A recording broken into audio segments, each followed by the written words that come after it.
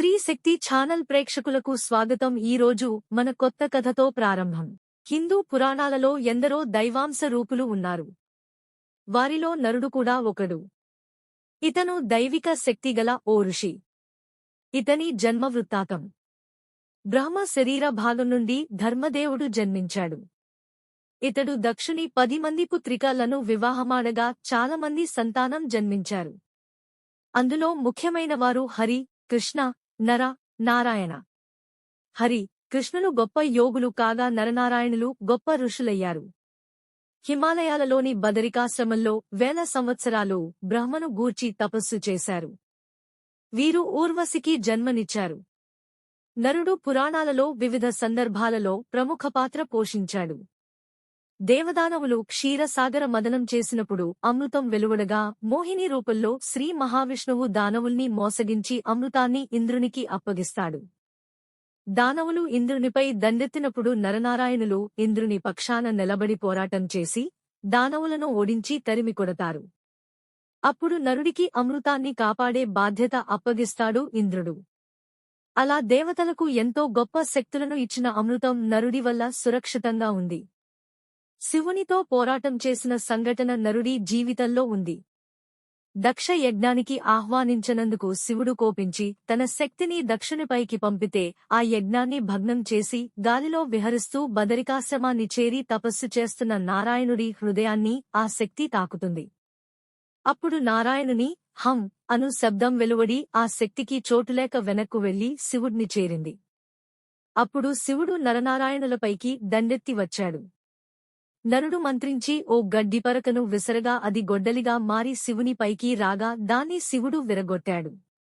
అందువల్ల శివుడ్ని ఖండపరశుడు అంటారు. అప్పుడే నారాయణుడి నుండి వెడలిన శక్తి వేడికి శివుడి తల వెంట్రుకలు నల్లబడి ఎండిన గడ్డిలా మారాయి. మహాభారతం నుండి సేకరించిన విషయం. ప్రహ్లాదునితో యుద్ధం జరిగిన సంఘటన నరుడి జీవితంలో ఉంది. ఒకసారి చవన మహర్షి తప్పనిసరై పాతాళానికి వెళ్లగా ప్రహ్లాదుడు ప్రపంచంలోని గొప్ప పుణ్యక్షేత్రాలను చెప్పమని కోరతాడు.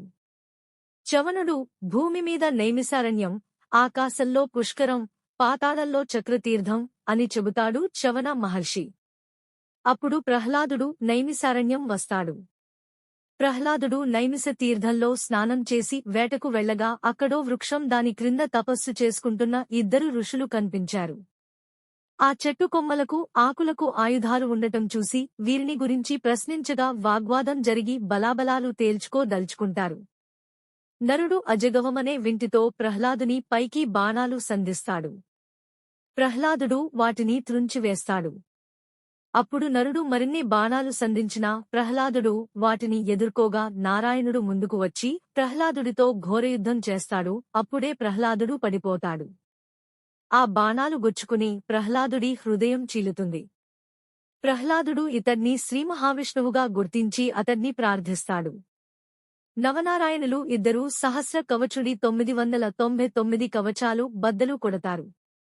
ఆ సహస్ర కవచుడు తిరిగి కర్ణుడిగా జన్మించగా 1000 కవచాన్ని ఛేదించడానికి కృష్ణార్జునులుగా జన్మిస్తారు. ఇది నరుడి వివరణ వృత్తాంతం. కోసమెరుపులో విషయం ఏమిటంటే పాంచాలి వస్త్రాపహరణ సమయంలో ద్రౌపది స్మరించుకున్నది నవనారాయణులనే.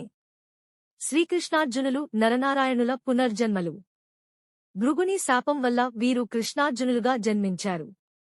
అందుకే నవనారాయణులను ద్రౌపది ప్రార్థిస్తే శ్రీకృష్ణుడు కాపాడతాడు. ఇంతటితో కథ సమాప్తం. మరొక కొత్త కథతో కలుసుకుందాం.